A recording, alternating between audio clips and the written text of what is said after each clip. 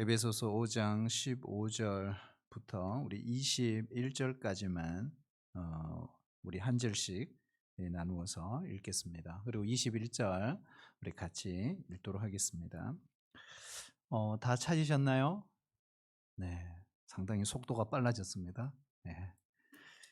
15절입니다. 그런즉 너희가 어떻게 행할지를 자세히 주의하여 지혜 없는 자 같이 하지 말고 오직 지혜 있는 자 같이 하여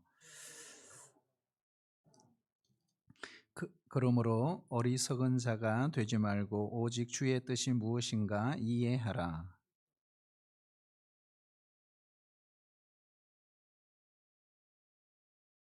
시와 찬송과 신령한 노래들로 서로 화답하며 너희의 마음으로 주께 노래하며 찬송하며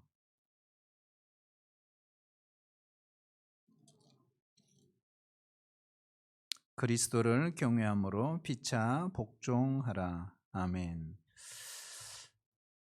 우리 예수 믿는 사람들이요, 예수님 믿고 난 뒤에 어떻게 행할 것인가 참 중요한 문제거든요. 우리가 성경에 보면 구원을 다루지만 구원으로 끝나지 않는다. 그래서 구원 이후의 삶이 훨씬 중요하다. 여러분, 제자와 예수 믿는 것은 다르죠. 우리가 예수님 믿어서 구원은 받지만 또 제자는 달라요. 구원받은 사람들이 예수님을 온전히 따르려고 하는 것이 제자입니다. 우리가 예수님 믿고 구원은 받을 수 있지만 제자의 삶을 살아내는 것은 쉽지 않아요. 그래서 오늘 사도 바울도 사실 엄밀히 말하면 예수님의 제자죠. 그러면서 4장까지 3장까지 구원에 관한 교리를 이야기하고 4장부터 6장까지는 구원의 이제 삶을 어떻게 살아낼 것인가 이야기를 하면서 하나님의 자녀는 이러한 행실로 살아야 한다. 오늘 본문에 가르쳐 주고 있어요. 그것이 첫 번째가 15절이죠. 15절 우리 같이 한번 읽어볼까요? 예, 시작. 그런즉 너희가 어떻게 행할지를 자세히 주의하여 지혜 없는 자 같이 하지 말고 오직 지혜 있는 자 같이 하여. 아멘. 자, 예수 믿는 자가 어떻게 행해야 된다고요? 지혜롭게 행해야 된다. 이런 이야기죠. 그래서 오늘 바울은 지혜를 강조하고 있습니다. 우리 예수님도 지혜를 강조하죠. 어떤 학자는 예수님은 지혜의 왕이다 이렇게 표현을 하기도 합니다. 제자들을 우리 전도 현장에 보낼 때 예수님 이렇게 말씀하셨어요. 마태복음 10장 16절에 보면 뱀같이 지혜롭고 비둘기같이 순결하라. 여기 보면 뱀같이 지혜로워라 이렇게 말씀하셨어요. 야고보 기자도요 지혜를 강조했죠. 우리가 야고보서 1장 5절 우리 한번 읽어볼까요? 시작. 너희 중에 누구든지 지혜가 부족하거든 모든 사람에게 후히 주시고 꾸짖지 아니하시는 하나님께 구하라. 그리하면 주시리라. 아멘. 여기도 보면 지혜를 강조를 하고 있습니다.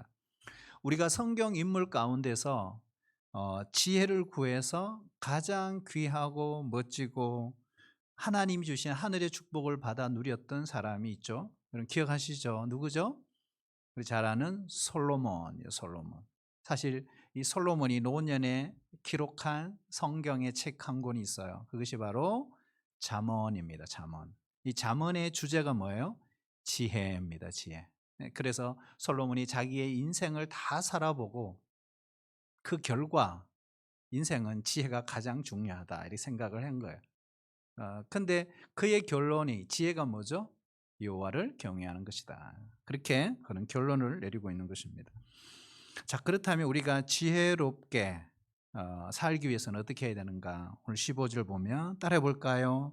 자세히 주의하여. 자, 우리가 지혜롭게 살기 위해서는 자세히 주의해서 살아가야 한다 이런 말이거든요. 왜 그러냐? 우리의 삶이 그만큼 소중하기 때문에 그런 것입니다. 여러분 소중한 것은 보관을 잘 하죠. 우리가 결혼 예물 반지나 목걸이 이걸 아무데나 놔두지 않잖아요. 예쁜 보석함에다가 딱 보관을 해 놓잖아요. 우리 집에는 어떻게 되는지 모르겠어요. 어, 예, 없답니다. 예, 보석함도 없고 그 안에 아무것도 없다. 어, 왜 그럴까? 왜 그렇게 예쁜 보석함에다가 귀한 걸 보관할까요? 소중하니까 그런 거죠. 여러분, 우리의 삶도 얼마나 소중해요. 한 번뿐인 인생이잖아요. 그렇기 때문에 막 살아서는 안 되는 거죠. 그래서 오늘 사도 바울도 자세히 주의하여 이렇게 표현을 하고 있는 것입니다. 우리가 70년을 살 수도 있고 80년을 살 수도 있고 90년을 살 수도 있습니다. 그러나 그 삶 자체보다 더 중요한 것은 어떻게 살았느냐. 그것이 우리의 영혼을 결정하는 것이죠. 여러분, 우리 아이들이 보면 어머니 뱃속에서 10개월 동안 어머니가 정말 사랑하고 태교하고 말씀으로 잘 교육해서 이렇게 하나님의 은혜로 출생하면 10개월 동안 준비해서 이 땅에 태어나잖아요. 그렇죠? 그리고 또 100년을 살아요. 우리는 어쩌면 태어나는 순간부터 죽음을 향해 가는 사람들입니다. 그 100년을 잘 살아서 나중에 영원한 삶을 살게 되는 것입니다. 그러므로 우리가 하나님 앞에 어떤 영원한 삶을 살아낼 것인가 중요한 것이죠. 오늘 말씀처럼 어떻게 해요? 세상 사람들처럼 살지 말고 하나님의 자녀는 자세히 주의하여 지혜롭게 살아야 한다. 자세히 주의하여. 이제 그다음부터 설명을 하고 자세히 주의한다는 게 뭘까? 따라볼까요? 세월을 아끼는 것입니다. 자, 우리 16절 한번 읽어볼까요? 예, 시작. 세월을 아끼라. 때가 악하니라. 자, 여기 보면 세월을 아끼라. 여기 보면 아끼다라는 단어가 중요하죠. 아끼다. 이 아끼다는 말은 뭘까요? 요즘 잘 쓰는 표현이 아니지만 또 쓰더라도 우리가 그런 의미가 있는지를 잘 모르고 쓰는 경우가 상당히 많이 있어요. 여기에 아끼다는 말은요, 상인들이 사용하는 용어예요. 상인들. 예를 들면 이거죠. 어떤 물건을 사요. 그렇다면 우리가 만약에 어떤 물건을 살 때 한 번 가보고 사지 않잖아요. 시장 조사를 하고 또 가능하면 적은 돈으로 정말 값어치 있는 괜찮은 물건을 사려고 하잖아요. 요 몇 년 전에요. 가격이 다 정찰제지만 요즘에 여전히 가격을 디스카운트 깔 수 있는 데가 있어요. 그 대표적인 것이 대구의 서문시장입니다. 요 몇 년 전에 막내 아이가 옷 좀 사달라고. 그래서 거기 가니까요. 깎을 수가 있더라고요. 그래서 저희 집 사람 잘하거든요. 언니, 저희들 옷 사러 원주에서 왔어요. 이렇게. 그래서 몇만 원 깎아요. 어, 깎을 수 있더라고요. 여러분, 이처럼 물건을 살 때 사용하는 단어가 뭐예요? 아끼다라는, 그 막 사지 않는다는 거예요. 여러분, 우리가 시간을 사용도 함부로 쓰면 안 된다는 거죠. 우리가 어떤 기회가 주어졌을 때, 어떤 시간이 주어졌을 때 그것을 최대한 활용을 해야 하는 것입니다. 왜 오늘 세월을 오늘 사도 바울은 아끼라고 했는가? 때가 악하기 때문이다. 때가 악하다. 자, 이 여러 가지 해석을 할 수 있어요. 때가 악하다는 뭘까요? 이렇게 보는 것이 제대로 보는 것이 아닐까, 이런 거죠. 우리의 시간을 영혼을 위해서 투자하지 못하게, 이 땅을 위해서 투자하게 만드는 악한 세상이다. 자, 이걸 뒤집어 말하면 세상은요, 우리의 시간을 빼앗아 간다는 거예요. 우리가 과거와 비교해 보면 우리 삶이 참 편리해졌어요. 그렇죠. 그렇죠. 돈 좀 있고 좀 여유가 있으면 얼마든지 우리는 편리한 삶을 살 수 있습니다. 근데 문제는 무엇 때문에 바쁘냐는 것이 참 중요하죠. 여기에 때가 악하다는 말은 이렇게 해석할 수도 있어요. 사탄이 오늘 우리의 시간을 영적인 가치에 투자하지 못하도록 자꾸 우리를 어떻게 우리 시간을 빼앗아 간다, 이런 뜻입니다. 여러분 우리가 24시간 하루라는 시간을 딱 돌아봤어도 핸드폰 사용하는 시간이 많아요, 적어요? 엄청 많아요. 그래서 우리 막내 하은이가 아예 걸어 놨어요. 하루에 유튜브를 얼마 쓰는지. 그리고 나중에 저 휴대폰을 막 뒤져요. 그래서 와서 가르쳐요. "아빠 오늘 휴대폰 몇 시간 썼는지 알아?" 그러면서 막 혼을 내요. 그래서 제가 "아 그게 아니고." 막 이렇게 막 해도요. 막 이렇게 해요. 근데 사실은 우리가 이런 뭐 핸드폰 사용 시간, 뭐 TV 보는 시간, 게임하는 시간, 또 인터넷을 사용하는 시간 이런 걸 다 여러분 모으면요.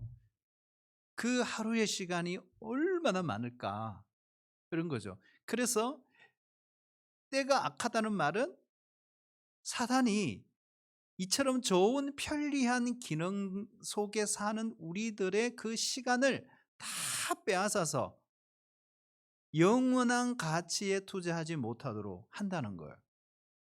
그게 때가 악하다는 것입니다. 그래서 여기에 세월을 아끼라는 말은 영어 성경에 보면 구해내라 이렇게 해석이 그렇게 됐어요. 영어 성경 리덤 해가지고 세월을 시간을 구해내라 이렇게 해석하고 세월을 아끼라. 그래서 세월과 시간을 구해내라는 것입니다. 왜요? 세상이 너무 악하니까 우리의 시간을 빼앗아가는 거기서부터 시간을 구해내라. 뭐 이런 뜻으로 우리가 직역할 수 있습니다. 여러분 내 시간을 어떻게 사용하느냐, 그렇죠? 이게 참 중요하죠. 어, 우리가 아시는 분은 잘 아실 거예요. 그 연세대학교 명예 교수님이 김형석 우리 철학 교수님이 계세요. 저도 되게 존경하고 정말 크리스찬이고 진실한 독실한 신자입니다.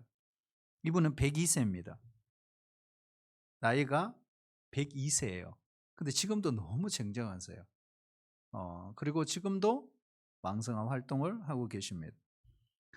이분에게 인터뷰를 했어요. 어떤 신문에서 인터뷰를 했어요. 근데 인생의 황금기가 언제라고 생각하세요? 이렇게 질문을 했어요. 그러니까 인생의 황금기를 이렇게 이야기하셨어요. 60세에서 75세까지. 그래서 여러분 인생의 황금기는 언제부터다? 60부터예요. 그리고 75세까지. 인생의 자기가 100년 이상 살아보니까 인생의 황금기가 그런 것 같더라. 가장 좋은 시절이다. 이렇게 말씀하시고요. 또 하나 중요한 것이 75세가 되니까 모든 것이 성숙해지더라. 내가 나를 믿고 따를 수 있고 사회적으로도 인정받을 만한 나이가 되더라. 75세까지 성장하면 그 다음에는 어떻게 유지하느냐가 문제다. 이렇게 돼 있어요. 살아보니 90세까지는 늙는 것이 아니에요. 이게 무슨 말이냐면 90세까지는 누구나 일할 수 있어요. 그분은 지금도 공부하세요. 그러면서 여러 가지 질문 중에 제가 기억에 남는 게 이거예요. 인생에 남은 것은 무엇이라고 생각하십니까? 자, 인생에 남은 것은 무엇이라고 생각하세요? 질문에 이렇게 대답하셨어요. 100년 이상 살아보니 내가 나를 위해서 한 일은 남는 게 없습니다. 이웃과 더불어 사랑을 나누는 사람, 사회에 조금이라도 도움을 주기 위해 애쓴 사람, 정의가 무너진 사회에 정의롭게 살려고 노력하는 사람은 인생의 마지막에도 남는 게 있어요. 내 즐거움 그리고 행복이라는 것은 내가 만들어서 차지하는 것이 아니라 남이 만들어주는 거예요. 내 인생은 나를 위해 있는 것이 아니라 보답하기 위해서 주기 위해 있는 것이 인생인 것 같아요. 나도 그렇게 살아보려고 친구들과 노력을 했는데, 그리고 이 기자들에게 마지막 이런 말을 했어요. 여러분도 이웃들과 더불어 그런 뜻을 가지고 지금부터 새 출발할 수 있지 않을까요? 인터뷰 끝입니다. 사랑하신 여러분, 우리도 그렇습니다. 여러분 정말 우리에게 주신 시간, 기회를 정말 영원한 것에 가치를 두는데 더 많은 시간을 투자하고 이웃을 위해 그리고 사랑을 나누며 이 사회에 무엇인가 조금이라도 우리가 섬길 수 있는 그 길로 가야 하는 것입니다. 자, 우리 마지막 오늘 하나만 더 보도록 하겠습니다. 자, 예수 믿어 구원받은 하나님의 백성들이 어떤 행실을 해야 될까? 어떻게 주의해야 되는가? 한번 따를까요? 주의 뜻이 무엇인지 이해해야 합니다. 자, 주님의 뜻이 무엇인지 이해해야 한다 그랬어요. 자, 17절 한번 읽어볼까요? 예, 시작. 그러므로 어리석은 자가 되지 말고 오직 주의 뜻이 무엇인가 이해하라. 아멘. 자, 이게 무슨 말일까요? 세월을 허송세월 보내지 않는 가장 좋은 방법 뭘까요? 바로 하나님의 뜻을 이해하는 것이다. 네, 하나님의 뜻을 이해하는 것이다. 우리가 참 열심히 삽니다. 우리 한국 사람들은. 그리고 정말 성실하게 삽니다. 그러나 성경은 성실하게 열심히 사는 것보다 더 중요한 것이 있다 그랬어요. 그게 뭘까요? 오늘 본문에 하나님의 뜻을 이해하는 것이다. 저는 이 하나님의 뜻을 이렇게 의역해 봤어요. 하나님의 마음을 아는 것이다. 네? 이것이 훨씬 더 중요하다는 것입니다. 우리가 누가복음 15장을 보면 이 돌탕 비유입니다. 돌아온 탕자 비유. 사실은 이 돌아온 탕자 비유를 읽으면서 우리가 은혜 받는 부분이 어디입니까? 둘째 아들. 그 부분이 은혜 받아요. 그 부분. 왜요? 꼭 나와 같거든요. 그런데 이 탕자 비유의 핵심은 둘째 아들에 있는 것이 아닙니다. 원래는 첫째 아들이 이게 핵심이에요. 돌아온 탕자의 비유. 그 비유의 진짜 탕자는 집 안에 있었어요. 자, 그러면 이 첫째 아들은 어떤 사람이었을까요? 아버지와 함께 늘 같이 살았잖아요. 그는 성실했습니다. 그런데 어느 날 열심히 밭에 가서 일을 하고 집으로 돌아왔습니다. 근데 보니까 동생이 돌아와 있는 거예요. 근데 아버지가 그를 위해 잔치를 열었습니다. 이 광경을 보고 이 첫째 아들이 어떻게 했어요? 아버지에게 불만을 폭발시켰습니다. 아버지가 이렇게 말해요. 아들아, 같이 들어가자. 네 동생이 돌아왔다고. 그럴 때 이 첫째 아들이 어떻게 반응했어요? 이렇게 말했어요. 전 못 들어가요. 아니, 안 들어간다니까요. 아버지, 어떻게 이러실 수가 있습니까? 네. 저는 지금까지 열심히 살았잖아요. 최선을 다해서 아버지의 첫째로서 아들 노릇을 얼마나 열심히 했습니까? 제가 언제 아버지 속을 썩인 적이 있습니까? 그런데 이렇게 성실하게 열심히 말썽 안 피우고 속 안 썩이고 살아온 저를 위해서는 염소 새끼 한 마리 안 잡아 주시더니 어째서 아버지 재산을 다 허랑방탕하게 다 탕진해버린 거지가 되어서 돌아온 그 아들에게는 잔치를 벌려주신다고요? 그것도 송아지를 잡아주신다고요? 이렇게 불만을 틀었던 거예요. 근데 여러분, 이 비유에 보면요, 이 둘째 아들은 누가복음 15장 1절 2절에 보면 이 둘째 아들은 바로 이방인이고 첫째 아들은 누구예요? 바리새인이었던 거예요. 근데 여러분, 우리가 바리새인이 어떤 사람들이죠? 어떤 사람들이에요? 그 사람은 정말 요즘 말로 표현하면 성실한 사람. 적어도 오늘 비유 말씀을 통해서 알 수 있는 것이 둘째 아들에 비해서 정말 죄를 안 지은 사람이에요. 아버지의 명령을 거의 어기지 않았어요. 그리고 둘째 아들처럼 재산을 탕진한 일이 없어요. 겉으로 보기에는 아무런 문제가 없어요. 그러나 아버지의 마음을 알지 못한 거예요. 여러분 바리새인을요. 너무 우리는 막 사두개인 뭐 바리새인 이러면요. 막 이렇게 이 나쁜 놈들 막 이렇게 생각을 하죠. 근데 여러분 대단한 사람들입니다. 여러분 바리새인들을 절대로 낮춰 볼 수가 없어요. 여러분 그 당시 이스라엘 백성들 중에 바리새인은 7천 명밖에 없었습니다. 그러니까 이 사람들은 사회적인 지위, 권력이 있는 사람들입니다. 성경을 줄줄 외워요. 매일 성경 공부합니다. 하루에 3번씩 시간 기도를 해요. 일주일에 2번씩 금식해요. 10의 1조, 2조를 딱딱 하나님께 드립니다. 율법에 없는 11조도 드렸어요. 그런데 예수님은 이 바리새인들을 향해서 어떻게 표현하죠? 독사의 자식들아 이렇게 말하는 거예요. 여러분 이유가 뭘까요? 이유가 중요한 거예요. 왜 예수님이 그러셨을까요? 이유가 뭘까요? 이유가 있는 거죠. 한번 따라해 주실래요? 열심은 있지만 아버지의 마음을 전혀 몰랐어요. 이게 문제. 그러니 하나님의 뜻은 전혀 모르고 있는 거예요. 그러므로 오늘 본문 보세요. 어리석은 자가 되지 말라. 여러분 예수님이 하신 말씀이 기억나세요? 주여 주여 하는 자마다 다 천국에 들어가는 것이 아니요 내 아버지의 뜻대로 행하는 자라야 들어가느니라. 그날에 예수님 많은 사람들이 예수님께 와서 이렇게 말한다 그랬어요.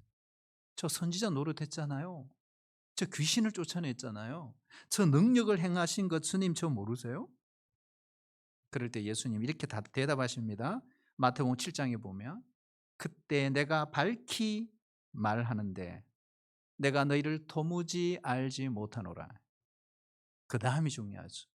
불법을 행한 자들아 내게서 떠나가라. 여러분 신앙생활은요 열심만으로 하는 게 아니에요. 우리의 정성, 우리의 성실도 중요하지만 그보다 우선돼야 될 가장 중요한 한 가지가 있어요. 그것이 뭐예요? 하나님의 뜻을 분별하는 것입니다. 세상에는 두 종류의 사람이 있다고 예수님이 그 산상수훈 7장 마지막 부분에 정리를 딱 하십니다. 반석 위에 집을 짓는 사람, 모래 위에 집을 짓는 사람. 우리 모두는 집을 짓는 사람들이거든요. 그런데 다 집을 짓고 나면요 중요한 것이 있어요. 모양이 아니에요. 모양이 아니에요. 기초예요. 자, 그렇다면 집을 다 짓고 나면 여러분 그 집의 기초가 보일까요? 안 보일까요? 안 보이잖아요. 전혀 안 보이죠. 그런데 그 기초가 보이는 날이 온다. 언제요? 홍수가 나는 날이라 그랬어요. 바로 마지막 심판의 날이다. 모래 위에 지은 집은 심하게 무너진다 그랬어요. 열심히 사는 것도 하지만 하나님의 뜻, 하나님의 그 마음을 이해하는 것이 더 중요합니다. 여러분 돈을 열심히 버는 것도 중요하죠. 그러나 하나님의 뜻대로 돈을 쓰는 것이 훨씬 더 중요합니다. 우리가 다 아는 예화입니다, 여러분. 나무꾼 2사람이 장작을 패러 산으로 올라갔어요. 똑같이 도끼를 들고 올라갔습니다. 그런데 한 사람은 정말 점심 먹는 시간을 빼고 막 계속 일을 하는 거예요. 막 장작을 패고 막 땀을 뻘뻘 흘려가면서 중간에 쉬지도 않고 막 일을 했어요. 그런데 또 한 사람은 일을 보니까 그런 게 아니에요. 1시간 하고 쉬고 2시간 하고 또 쉬고. 그런데 저녁 때쯤 됐어요. 근데 여러분 결과를 보니까 어떻게 됐을까요? 1시간 하고 쉬고 2시간 하고 쉬었던 사람이 훨씬 더 장작을 많이 핀 거예요. 그래서 점심만 먹고 땀을 뻘뻘 흘리면서 쉬지 않고도 일했던 그 사람이 너무 놀란 거죠. 그래서 물어봤어요. 도대체 어떻게 된 거냐고. 자, 그럴 때 여러분, 이 사람이 무슨 말씀을 했을까요? 이렇게 대답을 해서 아마 아실 거예요. 나는 그냥 쉰 게 아닙니다. 쉬는 시간에 도끼날을 열심히 갈았습니다. 이렇게. 예. 여러분, 우리의 인생에는요, 도끼날을 갈 시간이 필요합니다. 열심히 성실하게 사는 것도 중요하지만 무엇이 하나님의 뜻인지, 하나님의 마음인지 여쭈어봐야 합니다. 그래서 그 뜻을 분별하는 시간이 꼭 필요하죠. 바울은 다메섹에서 예수님 만나고 아라비아 3년의 시간을 보냅니다. 허송세월이 아니에요. 하나님의 뜻을 이해하기를 여러분 우리가 다 원하잖아요. 하나님의 뜻은 결코 수수께끼가 아니에요. 하나님의 뜻은 너무나 분명합니다. 어디에? 성경 말씀에 있어요. 거기에 모든 하나님의 뜻의 원리들이 다 있습니다. 여러분 말씀을 읽으시기를 축복합니다. 도끼날을 갈아야 하는 것입니다. 제자 훈련을 받으시고 사역 훈련을 받으시고 우리가 무슨 행동을 하시든지 먼저 기도하십시오. 그리고 무슨 일을 하기 전에 하나님께 여쭈십시오. 내가 하는 이 말하는 것이 우리 가정에 우리 교회에 그 사람에게 득이 되는가? 하나님께 여쭤봐야 하는 것입니다. 여러분 우리 참 바쁘게 살거든요. 그러니까 저도 보면 일주일이 뭐 어떻게 지나가는지 몰라요. 그래서 토요일 되니까 막 어떤 때는 막 신경질이 나는 거예요. 왜 일주일이 이렇게 빨리 가느냐 이거예요. 준비할 거는 제대로 못했는데 한마 토요일인 거예요. 그러니까 머리가 한 짐이에요 그냥. 어떻게 바쁘게 살아가는지 몰라요. 근데 여러분 바쁘게 살았느냐보다 하나님이 우리를 보시는 것은 바쁘게 살면서 무엇을 했느냐를 보신다. 그래서 여러분 꼭 우선순위를 정하셔야 합니다. 우선순위. 여러분 우리 삶에 있어서 가장 중요한 게 뭘까요? 저는 그는 관계라고 그래요. 그러니까 누구와의 관계가 가장 중요한가? 하나님과의 관계입니다. 그래서 하나님과의 관계보다 더 소중한 관계는 없어요. 우선순위예요. 말씀을 읽고 기도하고 주님과 교제하는 시간. 그렇다면 여러분 생각해 봐요. 하루 생활에 무엇이 제일 먼저 와야 할까요? 무엇이에요? 오늘 저녁에 오신 분들은 내일부터 해야 돼 이게. 따라올까요? 경건의 시간. 주희야 경건의 시간이라니까. 학원 열심히 해요. 근데 경건의 시간은 빼먹으면 안 돼. 경건의 시간. 이 시간이 우리 하루 삶에 제일 먼저 와야 합니다. 여러분 마르틴 루터는 종교 개혁을 하다가 얼마나 그게 바빴어요. 그럼에도 불구하고 루터는 이렇게 말하잖아요. 나는 너무 바쁘다. 근데 그 다음이 중요해요. 너무 바쁘기 때문에 기도를 더 해야 한다. 왜요? 주의 도우심이 필요하니까. 하나님의 뜻이 무엇인지를 알아야 하니까. 사랑하신 여러분, 정말 우리의 시간을 더욱 하나님의 뜻대로 사용하기 위해서 주님과의 관계를 먼저 정립하는 게 되게 중요합니다. 그리고 중요한 그 다음이 뭘까요? 자, 하나님과의 관계를 설정했다면 그 다음이 뭘까요? 그 다음 누구의 관계일까요? 따라할까요? 부부 관계. 부부 관계입니다.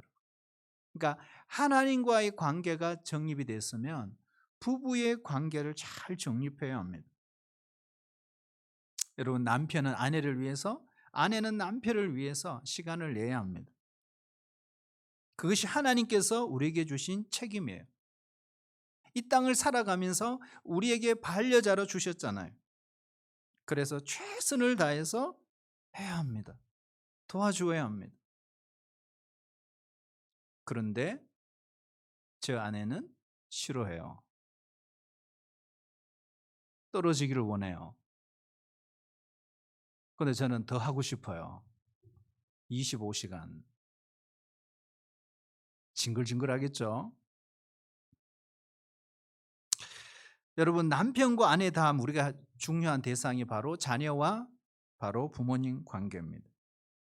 여러분, 오늘 저녁에 여러분 집에 가셔서 꼭 우선순위를 짜 보시길 바랍니다. 여러분, 신앙생활은 추상적이지 않아요. 정말 구체적이고 피상적이지 않다는 것입니다. 그래서 이번 한 주간 우리가 관계의 순서를 잘 짜서 그것을 계획을 세우고 살아가는 것이 우리에게 남은 과제입니다. 그것이 뭘까요? 하나님의 뜻을, 하나님의 마음을 잘 이해해서 우리가 구원받은 하나님의 백성으로서 자세히 주의하여 살아가야 될 책임이 우리에게 있는 것입니다. 우리 모두에게 하나님께서 이런 은혜를 주셔서 이번 한 주간 힘차게 출발하시고, 어렵지만 여러분 기죽지 마시고 담대하게 주님 바라보고 달려가는 이번 한 주간 되시기를 주의 이름으로 축복합니다.